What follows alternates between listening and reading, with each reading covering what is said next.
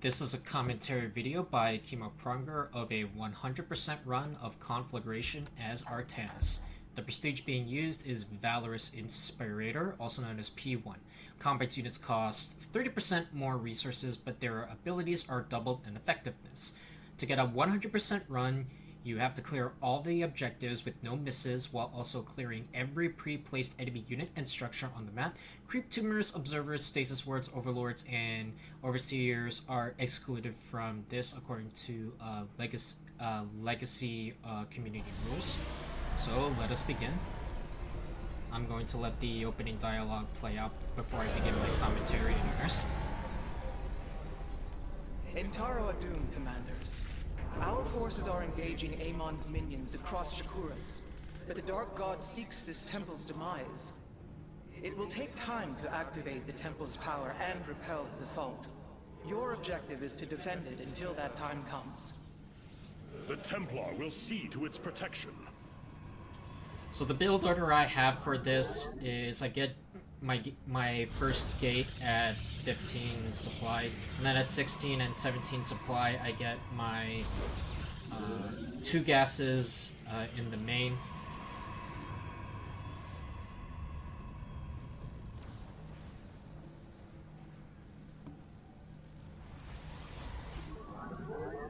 So since this is a far geyser, you have to put 4 probes, sadly, for optimal mining efficiency from this assimilator, which can be obnoxious, but for a run like this, every bit counts, as you're about to see time and again.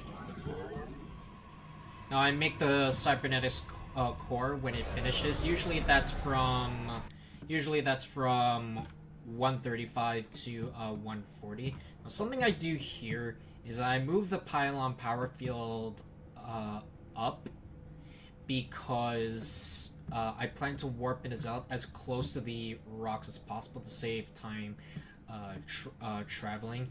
It's a bit pedantic, but at the same time, though, I don't see any reason not to do it. So I might as well. So here I warp in a Zealot, move him to the expansion. Now here I use my first orbital strikes on the rocks. I use two right here. The second won't be used in a moment. As this is happening, the cybernetics core finishes, and right on cue there's a probe there to make a Twilight Council, which is usually between 235 and 240. Now, second orbital strike comes after I place the Twilight Council, which is very good. Something that's not easy to remember is Shield Overcharge online. A pylon power field is required to just start the warp in process, even if you move the field away. It's not going to stop the construction from finishing.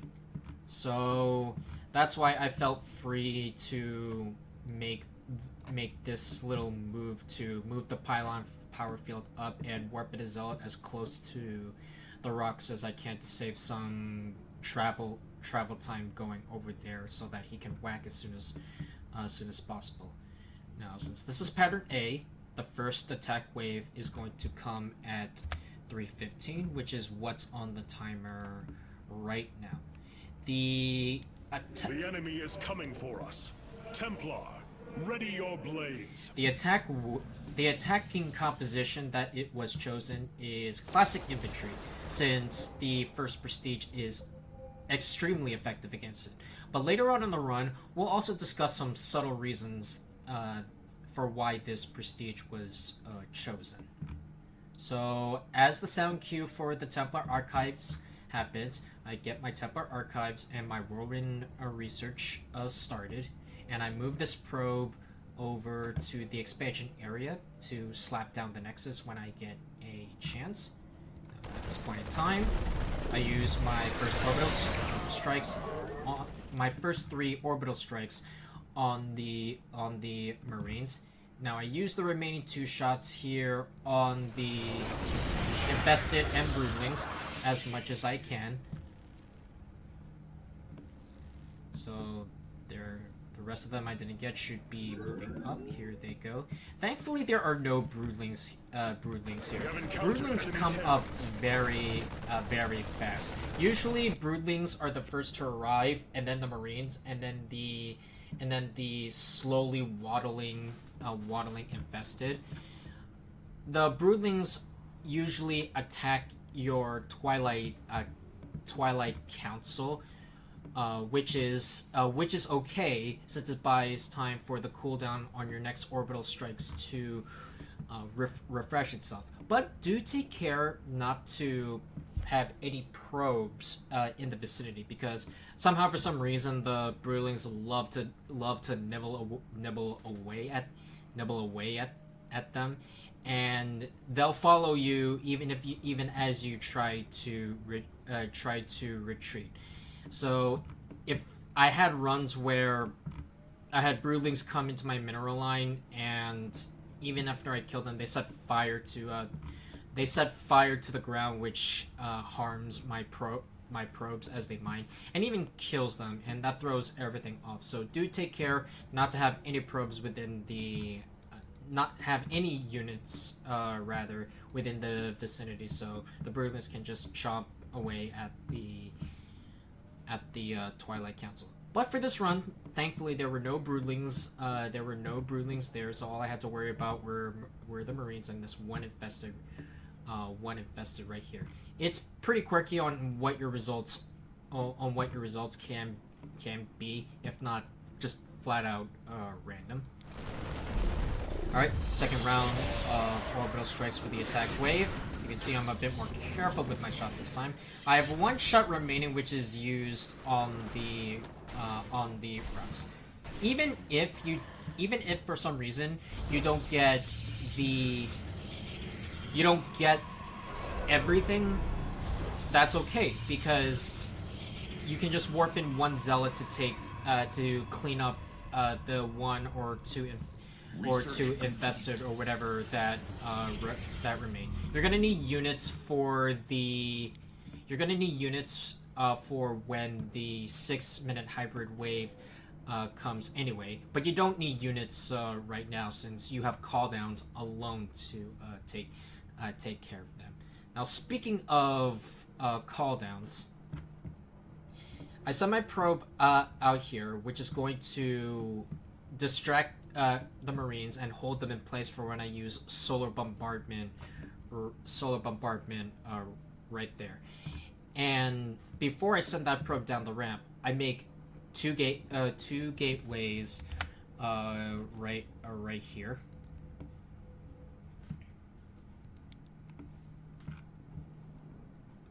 Solar bombardment is ready. I use it on this wave right here. Alright. So after this time, Storm is finished along with Whirlwind. Charge is next, and now what's next to get, which is the Kydarian Amulet upgrade, which has High Templar start off with full energy. And the Nexus got started as well a while back.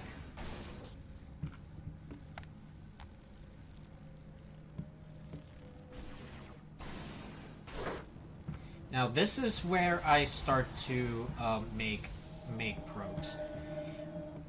Making probes right at the beginning has diminishing returns, and when I say beginning, I mean the beginning of when the Nexus is constructed. So it's better to just make make 2 more gateways, and then wait until the Nexus finishes, and then you can start making probes to saturate the natural.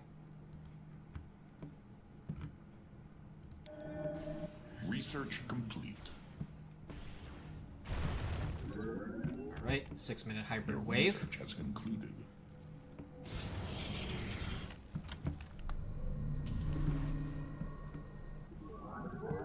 hybrid detected. Perhaps they will finally provide me with a challenge, but I doubt it. So despite how it looks like right now, we're actually fully prepared for the hybrid wave, even without solar bombardment. So before this engagement, I queue up several probes on each nexus, so saturation at the natural will continue even as I'm focused on the fight. I begin to get units that I need for the fight around this time. I knew I had time to get them as the resources would permit. So, right here, I get about 2 to 3 Temple is zealots, beginning to awaken. It won't be long before it activates itself. along with 2 High Templar. And by this point, we have enough energy for Orbital Strike and Shield Overcharge. So Shield Overcharge. Now, annoyingly, Graviton Beam incapacitates my High Templar for a bit. And I use Orbital Strikes all on the Hybrid, storm the rest of the Infested. Because Plasma Surge isn't finished yet, and it cannot be finished, no matter how well you optimize your build order. It's a bit tricky to land the storms, so it's not even close to out of the ordinary to miss a few spots. Just get the storms good enough so you can minimize the damage as much as you can.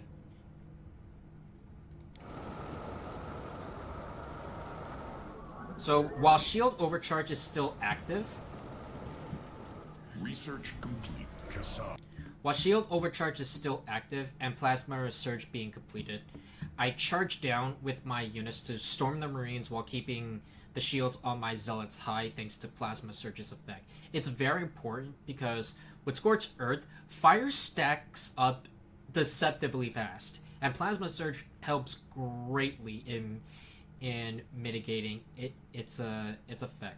Now, at around this time as well, saturation at the natural continues, so both gases are saturated. I'm only 10 workers away from total saturation at both of my bases. Now here, 3 storms should be enough to kill the Infested and the Marines swiftly. And around this time, I begin to get other tech I need, which is my Forge and Robo. I should be getting it any second now. Yep, there we go. I'm moving a probe over. I will need the Robo for Observers, and for the Forge, I just get attack upgrades with that. I don't go for armor or shields. There we go. Storm here. I try to engage and kill this attack wave away from the Thrasher spawn point, which is right here, because my Zealots are going to be all over this Thrasher, and I don't want them to be taking damage from the fire. With Scorched Earth, you really got to be mindful of where you move your units, as well as how you engage. As the Thresh responds, I work in more Zealots for more whirlwind damage. Something I wish more people would do is that they manually cast Whirlwind on their Zealots. It's such a good ability with P1. You can see that this Thrasher goes down so fast with all this Whirlwind manual casting. Now, as the Thrasher dies, I use Storm here so that the Broodlings and Infested will die on the spot as they spawn out of the Thrasher as it's killed. Meanwhile, on the southeast,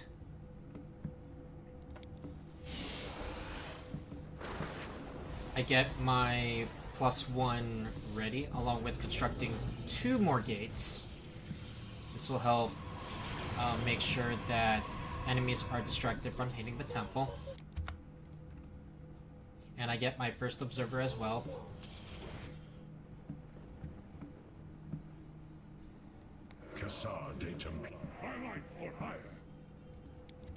So we're at a point where I consider the main checkpoint of a run on if a run will get going.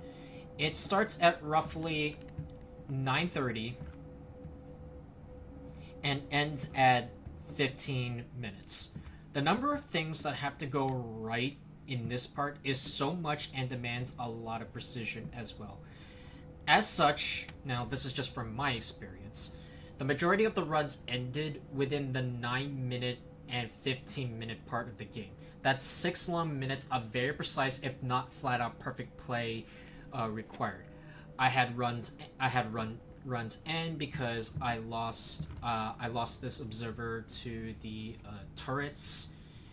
I lost runs because I misplaced the solar bombardments, and I've had runs that ended because I chose engagements or used cooldowns poorly. So here, I deal with Northwest first, and I move these units forward past the fire when I kill them, because this will be a hit squad that would clear Northwest lane Temple's Zendastones are reacting to our as the next shield actions. I overcharge suggest and solar demolishing them for bombardment safety's is sake. available. So once they're in position, I wrote at the Northwest. I rotate my focus down to the southeast, and notice how I'm engaging from the left as they come up the ramp. This is important because I notice the attack wave on the southeast tends to clump up more if I engage from the left, which makes them juicy targets for storms. If I engage from around the gates or try to approach from up above from this camera position, they tend to split off. So I engage here to create optimal positioning for storms. Shield overcharge available. Okay, 10 minutes. With this observer spotting, see where my cursor is in between the two bunkers? That's where the next solar bombardment will be. I noticed that the 10-minute wave that comes from the northwest tends to funnel between that space. So, as soon as the hybrid is in your line of sight, Solar bombardment available. it'll be heavily weakened from the solar bombardment that gets used. One storm will take it out. Easy. Now stand back with your units as the enemies are being killed by the solar bombardment. Location now. I see. We must eliminate them quickly. The fire will be isolated, and any trickles of broodlings and infested will be intercepted by them. This bombardment will be enough to take out at least 3 of the bunkers from the left side of that encampment. Meanwhile, on the southeast right here, same as before. I am activating emergency shield. Same as before, engage from the left, and as shield overcharge is active, that's when I charge in to completely clear the northwest lane. Glory of battle. Upgrade complete. We embrace the glory of battle. Meanwhile, there were 2 more gates being added on the northeast in order to stall drop attacks that are going to come from this direction. All right. So 11-minute wave spawns. This was taken care of by storms as well, and we can continue clearing out this lane.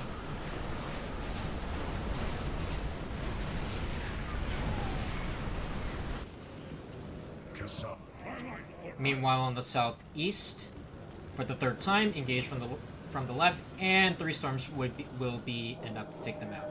And you merge any low energy Templar into Artanis.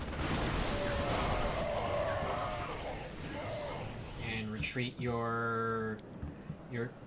retreat your northwest army back from this location, and this is going to merge with the southeast guard detail to form a big army that's going to charge down here and clear the southwest lane. So +2 attack is being researched. Also, singularity charge and trailer compression systems are being researched too. Get range first, because when you make your first dragoons,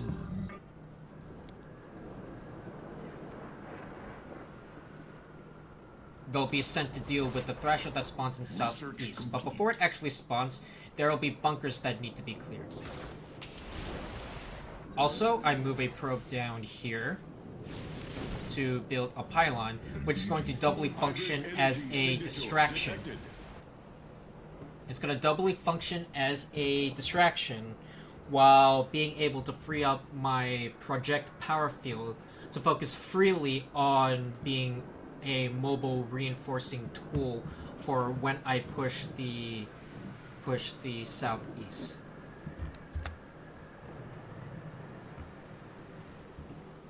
Now, as the 2:30 hybrid notification appears, I engage the 12 o'clock attack wave that's coming up my ramp from the right, and pull back to wait out the fire. I will tear them apart. Okay, pull back from the The fire. temple's preparations are proceeding as planned. Stay strong in your defense. Sophie is being obnoxious with the repair. Okay.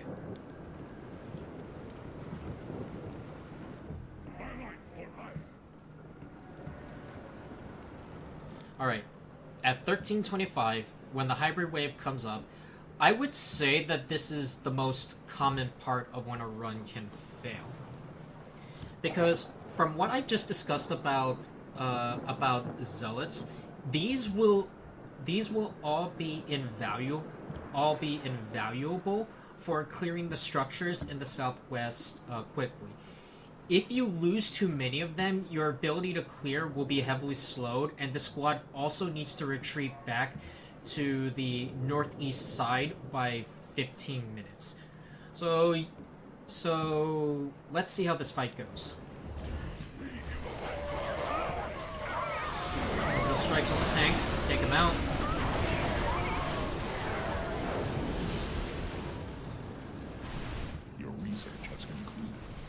Amon has summoned a void thrasher.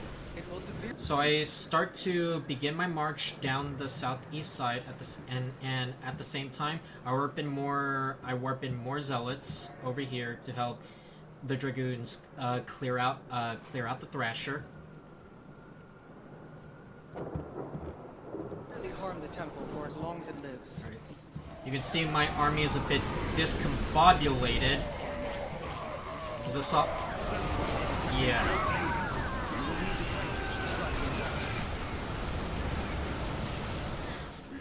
So you can see here that this fight goes awkwardly but somewhat poorly. I lose a lot of zealots before I had a chance. Before I used my shield overcharge, I kind of hung on to it more than I probably should have.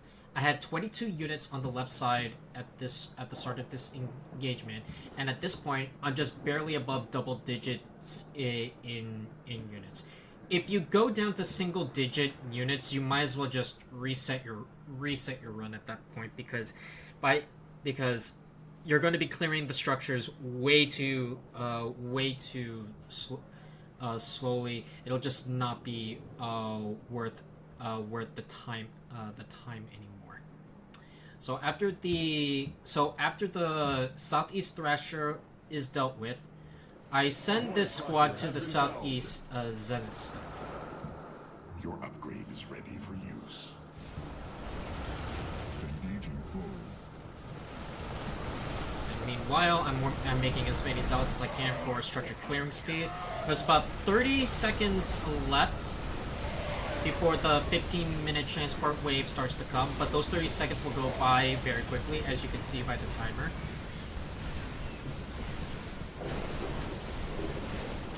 Defender defenders are cleared here. This is being dealt with right now. We are detecting hybrid. Oh, the Tal'Darim will crush them into dust.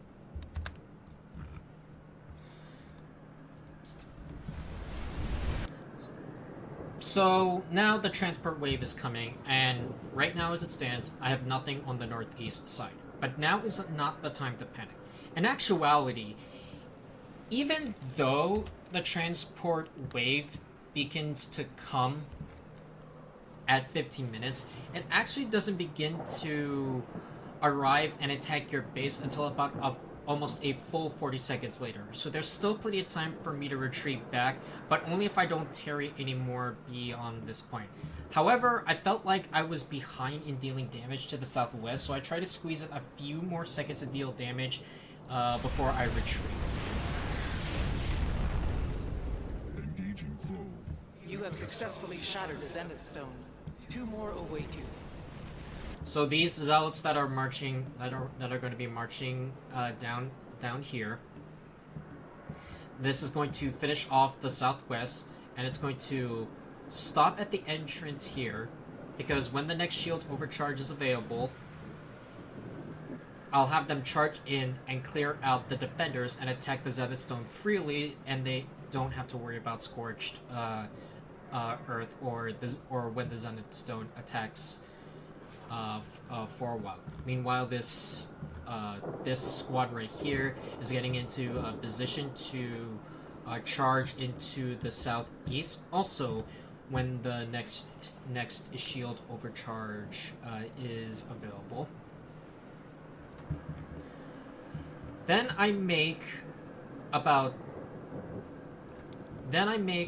a few Templar here, along with 2 Dragoons.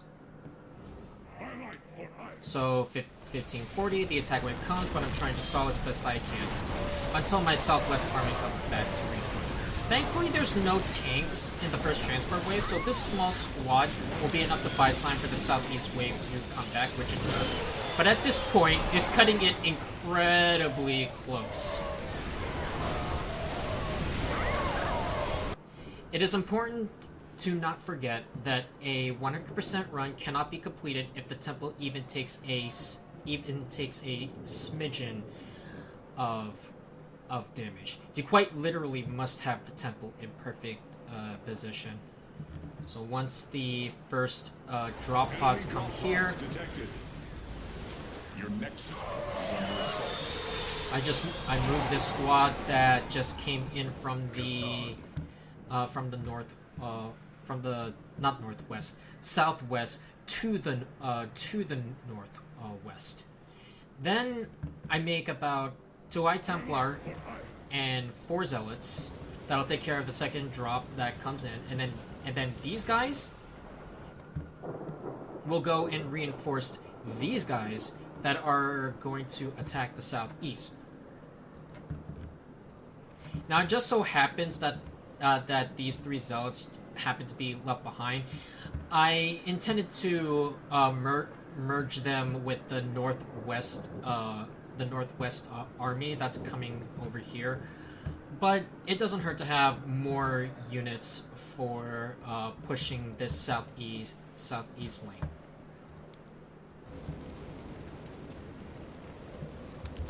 detecting enemy drop pods.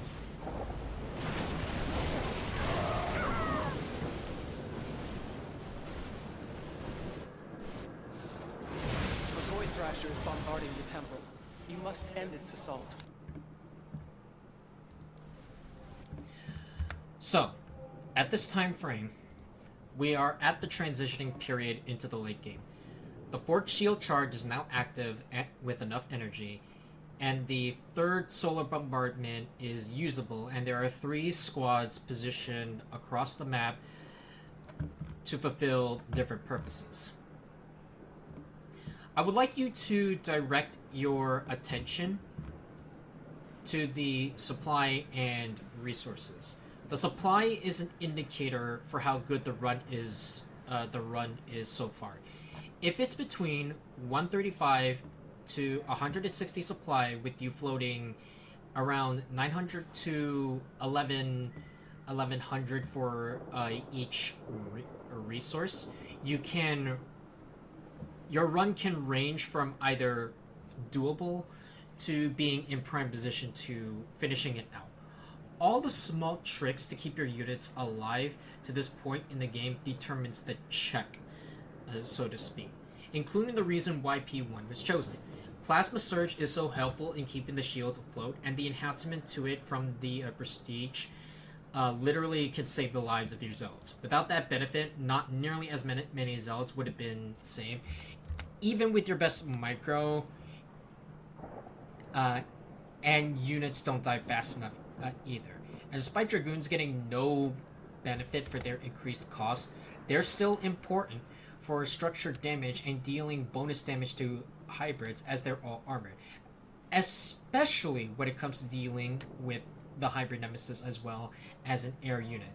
They're not really a threat on the offensive side of things, so much as they're more like just a threat for how obnoxiously long they can take to kill.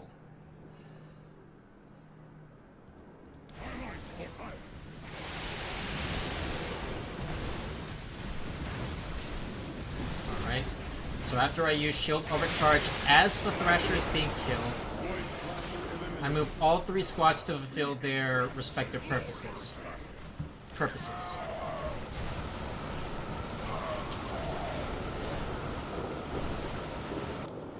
So this Northwest squad, this was meant to deal with just the defenders.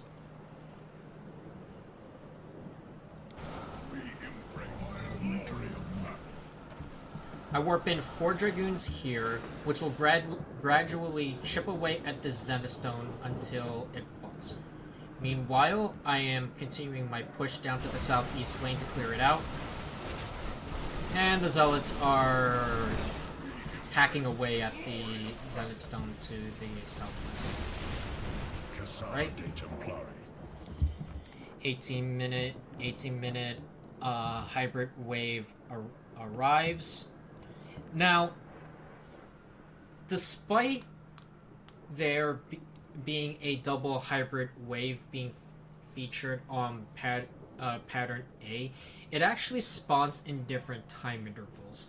The Northwest spawns its hybrids at 18 minutes, but the Southeast hybrid spawns 20 seconds later, or around 18:20. So as the 18-minute wave comes, I just throw as many storms as I can. I do this because where I actually plan to use the solar bombardment is on this wave that comes right here to help deal with the wave, plus clearing out any remaining structures as well. You can see I really hit the juicy spot here. Strike them down.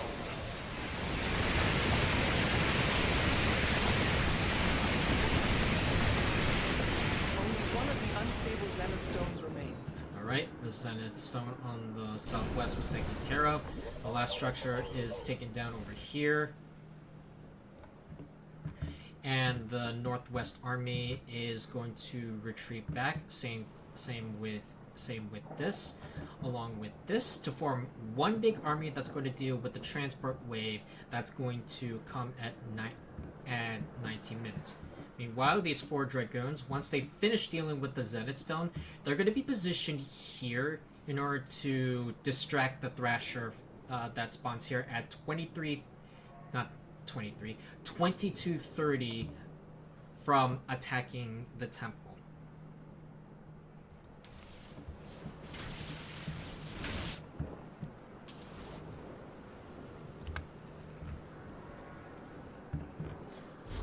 So from here until 20 minutes, this is actually the calmest part of the route. But as we like to say, this is the calm before the storm. This 1 minute is crucial for setting yourself up for the late game, which begins in earnest at 20 minutes, taking advantage before the transport wave comes. I use this time to create another observer that goes around to the northeast to spot vision for spawning a hit squad that will destroy the northeast island once the transport wave that comes from there passes. Meanwhile, I have probes that are going to construct pylons at the Thrasher spawn locations that, as marked by the stones here. They'll serve to distract the Thrasher and for warping spots too. Warping in cannons at the Thrasher spawn's locations is a very tempting proposition, since it saves gas and supply. But when I tried that, I found that it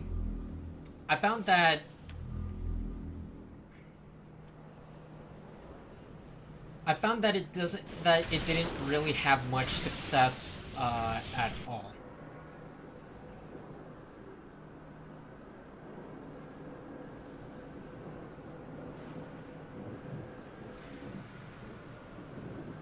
The Zenith stones have been destroyed. Okay, perfect timing. But necessary.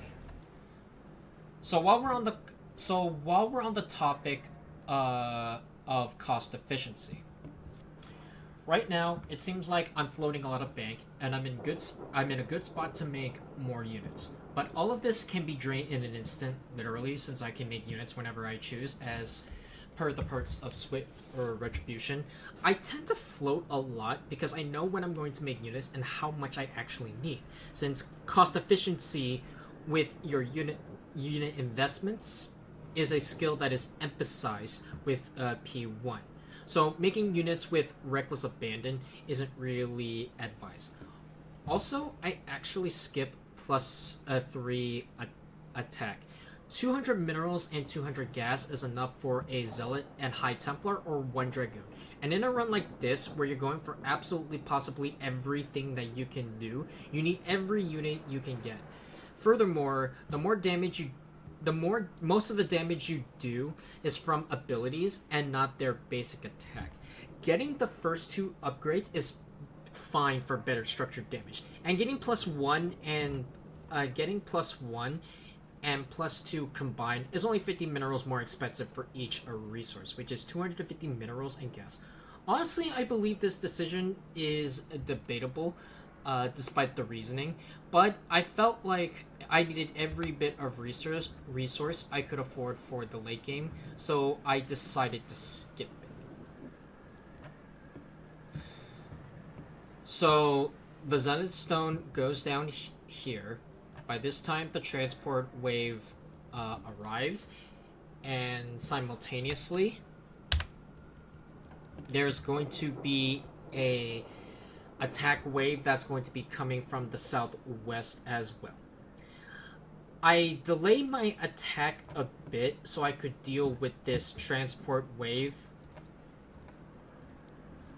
that comes along with the drop that comes at relatively the same time.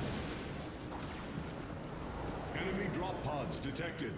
Now once that's taken care of, I move down to the southeast where the next drop comes.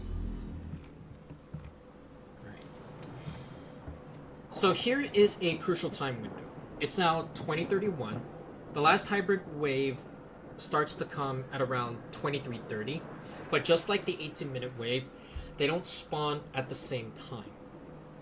The northwest first spawns at 2330, but the southeast hybrid actually starts to come at 2340. By then, the fifth shield, the sixth shield overcharge, assuming I use the 5th here and now, will be available at around that time. That means if I want to use Shield Overcharge for the 2340 hybrid wave that comes from the southeast, I have to do it within 10 seconds so that it lines up for when it spawns. The cooldown is 180 seconds, which translates to 3 minutes. So to give myself time to get ready to use it, I activate Shield Overcharge at 2035. Shielding our warriors now. I suppose you're not entirely... But that's okay, because it allows me to deal with this drop on the southeast and the wave that's coming from the southwest relatively safe. Although, let's face it, you can never be too safe against Scorched Earth. Now I warp in my Dragoon squad to clear the northeast East Island. I could have done this before I used Shield Overcharge, but I didn't have the timing of the second drop down in my head, so I decided to just do it when I had an opening.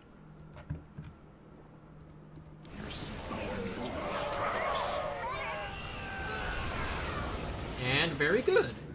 The wave gets taken care of as the Shield Overcharge wears off.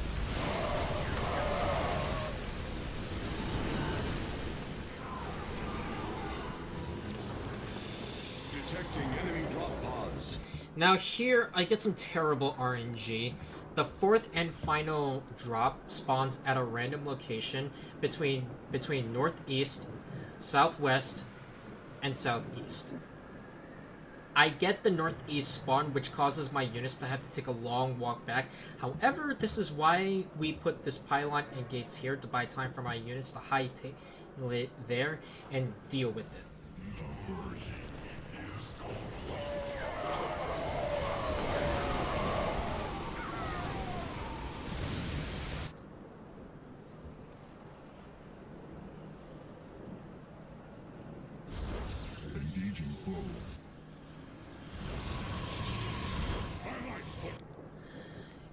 Now begins the home stretch.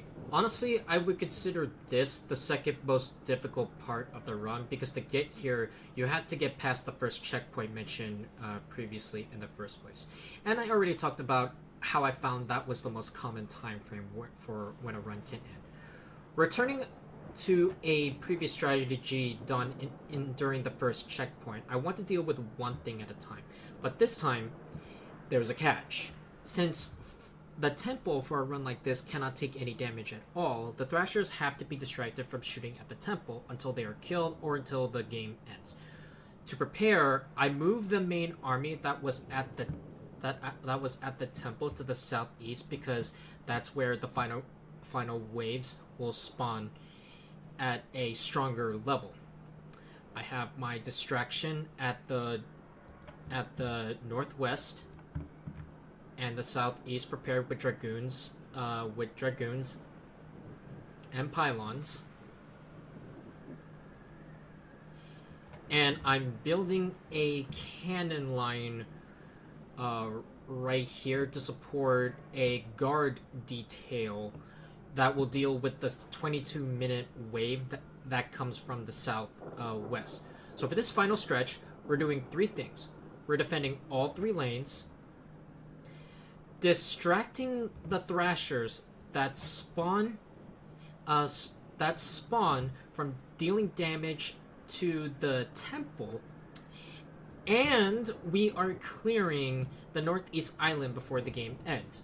Doing all of this within the final 4 minutes seems like a tall order, and a confession I'll make is when I had a run that fizzled out here a few times, I was on the verge of concluding that a 100% clear might not be possible within the cards after all. But we're close to the finish line, so let's do our best to cross it. Cassar de Templari.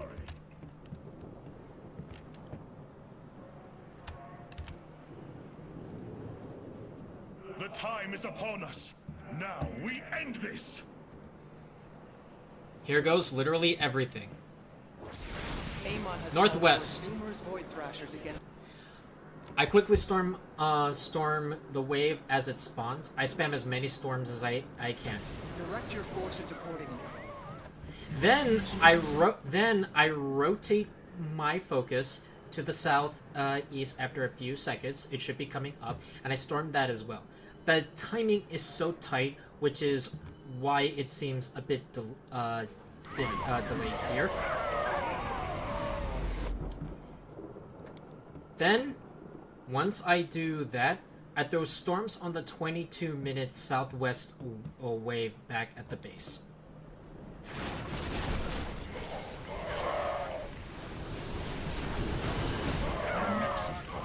I use Orbital Strike to quickly take care of science vessels and tanks in the back.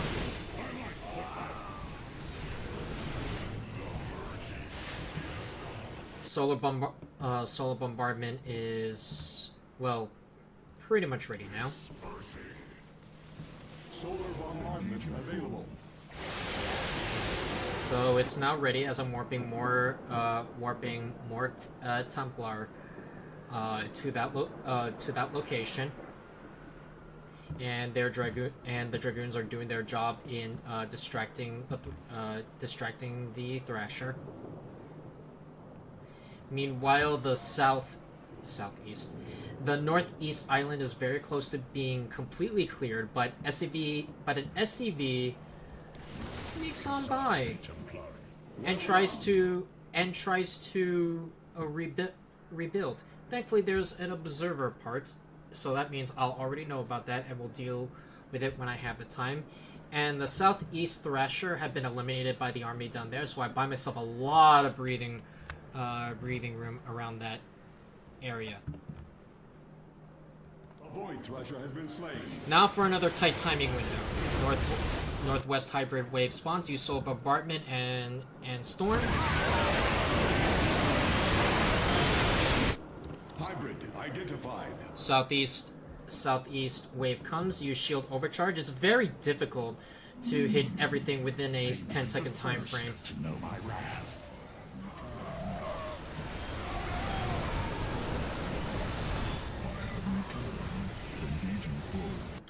So now I actually see that the SCV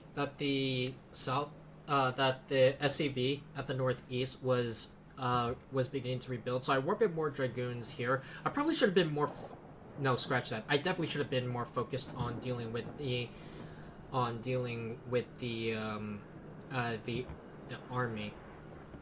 And I could have just sent the Dragoons that are right here back for it.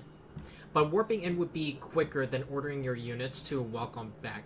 Plus, to any experienced player, leaving enemy workers alive for any point when you can see them will haunt you in some way, shape, or another. Very experienced players will know what I'm talking about.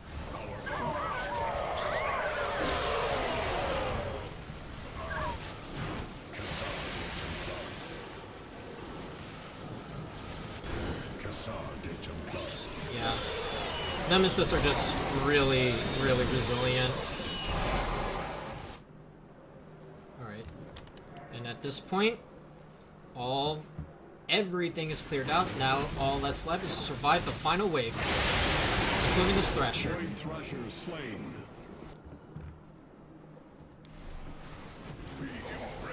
So as the Northwest Thrasher goes down, all that's left is to defend all three lanes one more time.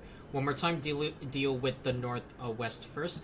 Once the majority are taken care of, rotate the focus on defending the Southwest and the Southwest. I have this army from the Southeast retreating to merge with what's over here.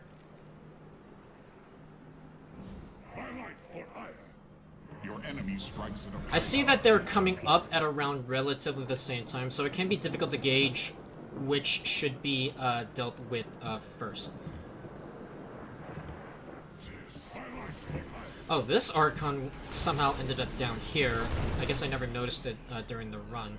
But that makes me but that delays this wave from coming up, which means this wave will arrive first, so I end up dealing with that first. One last time, as we've done throughout the entire game. Approach from the left, storm everything. And then finally the Southwest will be dealt with. They don't necessarily have to be defeated, Just stalled for until the game ends. So many tanks. Probably could have used another orbital strike here.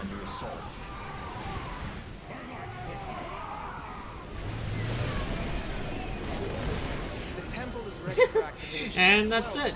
And as you can see from me typing out, holy shit, I'm really happy with that. That run was done. Whew.